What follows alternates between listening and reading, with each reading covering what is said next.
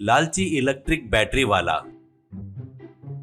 लाला नगर गांव में एक बैटरी की दुकान रहती है। उसके मालिक का नाम राजन था। उसकी उम्र हो चली थी। वो उसकी दुकान में बैटरी बेचता था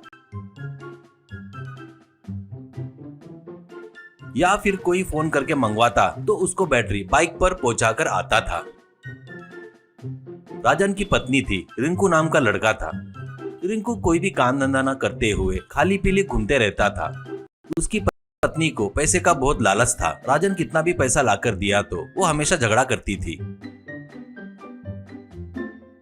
एक दिन वह ये क्या, एक दिन भी मैंने मांगे उतने पैसे घर में ला कर दिए क्या? जब भी देखो कम पैसे ला कर देते हो और इतने में एडजस्ट कर बोलते हो। इससे मुझे बहुत तकलीफ होती है। कहता है तो राजन, अरे बताना है तो उस नालायक को बता। वो खाली पीली घूमने के बजाय थोड़ा बहुत कमाए तो तेरे लिए भी अच्छा रहता ना। कहता है तो वो, हेलो, मैं कोई भी काम वाम नहीं करता। मेरे रेंज के हिसाब से नौकरी के अलावा और कुछ भी नहीं करता मैं, समझे क्या आप? राजन, हाँ क्या है सर, आपने IAS की पढ़ाई की है ना, सर को कलेक्टर की नौकरी मिलेगी। 10th फेल है तू बेवकूफ कहीं के, और तेरे रेंज की नौकरी करता क्या, निकम्मा कहीं का। ऐसा कहता है तो माँ, तुम चुप करो जी। मेरे बच्चे को कुछ भी बोले तो सुनूंगी नहीं मैं। वो छोटे मोटे काम क्यों करेगा? तुम होने के बाद में वो काम क्यों करेगा? वो क्यों कमाएगा? क्या करना है वो तुम ही करो, इसे कुछ ही मत बोलना। ऐसा कहती है। राजन, लड़का बिगड़ रहा है तो सुधारने को बोलना, पर ऐसे उसकी तरफदारी नहीं करना चाहिए। ऐसे कहे तो कैसा अच्छा बनेगा, कम से कम दुकान में आकर मेरी मदद तो भी कर बोलना। ऐसा कहता है लड़का। क्या उस कचरा बैटरी के दुकान में काम करूँ क्या?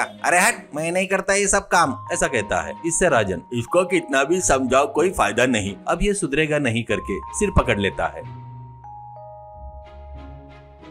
एक दिन राजन घर आता है तो पत्नी और लड़का राह देख रहे थे। राजन, क्या मेरे ही राह देख रहे हो क्या? क्या हुआ, कुछ खास है क्या? कहता है तो पत्नी, तुम इसे नहीं सुधरेगा नहीं सुधरा करके बोल रहे थे ना, अभी देखो वो बदल गया। राजन, सच में क्या? वो कहीं पर काम पे लग गया है क्या? ऐसा कहता है तो लड़का, कहीं पर नौकरी करने की मुझे क्या जरूरत है पिताजी? मैं आपकी दुकान में ही काम सीखने का सोच रहा हूँ, तुम्हारी मदद करने की सोच रहा हूँ। कहता है तो राजन, ये सपना है या सच है? इतने दिनों के बाद तेरी अकल ठिकाने पे आई। ठीक है, कोई बात नहीं, बहुत खुशी की बात है, आकर काम पर लग जा। ऐसा कहता है। अगले दिन से रिंकू अपने पिताजी राजन के पास बैटरी का काम सीखने लगता है। चार्जिंग कैसे करना, रिपेयर कैसे करना, नया बैटरी कैसे फिट करना, सब सीख रहा था। वैसे ही अपनी बाइक पर बैटरी रखकर ले जाकर फिट करने लगा। एक दिन वो, पिताजी आपको आराम करने का अब समय आ गया है, अब से दुकान मैं ही संभालूंगा, आप कल से मत आओ। ऐसा कहता है। राजन खुशी से लड़के को गले लगाकर, इस बात को सुनने के लिए कितने साल से राह देख रहा था बेटा। ऐसा कहता है। अगले दिन रिंकू दुकान में रहते वक्त दो लड़के सूटकेस पकड़कर वहाँ पर आते हैं।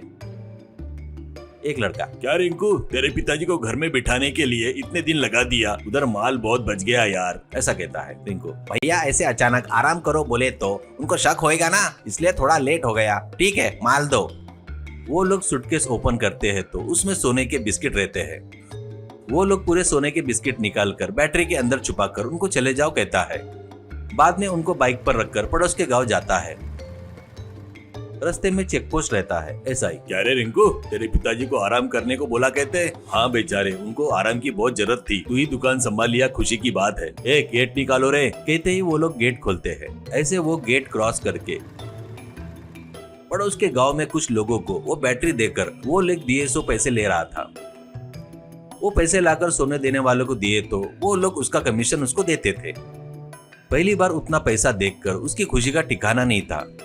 तुरंत घर पर आकर माँ से अपनी खुशियाँ बांटता है। माँ, मुझे पता है बेटा, तू कोई भी काम किया तो दिमाग से करता है करके, इसलिए ये काम के लिए मैं मान गई। ज्यादा ऊंचा मत बोल बेटा, बाजू के रूम में पिताजी है, उनको पता चलेगा।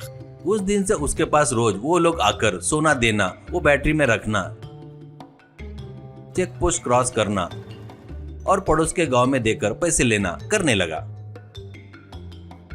एक दिन वो वैसे ही बैटरी के साथ चेक पोस्ट पर आता है। ऐसा ही, क्या रे रिंकू, धंधा अच्छा चल रहा है लगता, रोज ट्रिप मार रहा है करके बोलता है तो रिंकू, सर गर्मियां है ना सर, बैटरी जल्दी खत्म हो जाती है, इसलिए थोड़ा धंधा बढ़ गया है करके बोलते वक्त एक व्यक्ति मस्त पीते हुए कार से आ रहा था। वो फुल नशे में कार आड़ी टेढ़ी चलाते हुए पीछे से आकर रिंकू के बैटरी रखी गाड़ी को टक्कर मारता है। उसकी कार जाकर एक पेड़ से टकराकर वो बेहोश हो गया, पर रिंकू की बैटरी नीचे गिरने से उसमें से सोने के बिस्किट पूरे बाहर गिर जाते हैं। बस पुलिस उसको पकड़कर जमकर धुलाई करते हैं तो वो सब कुछ बता देता है। ऐसे रिंकू और बाकी के चोर सब जेल जाते हैं। वो देखकर दुखी हो रही पत्नी से राजन, अभी दुखी होकर क्या फायदा, बेचारे को गलत रास्ते पर चलने से रोकी नहीं, तूने उसका साथ दिया इसके लिए तुझे अंदर नहीं डाले, शुक्र मान। राजन, डियर फ्रेंड्स, ये स्टोरी अगर आपको पसंद आई तो कृपया हमारे चैनल को सब्सक्राइब कीजिए, वैसे ही वीडियो को लाइक करके शेयर कीजिए। आज के दिन जिसका भी बर्थडे है, हमारी चैनल के तरफ से सभी को जन्मदिन की शुभकामनाएं। धन्यवाद।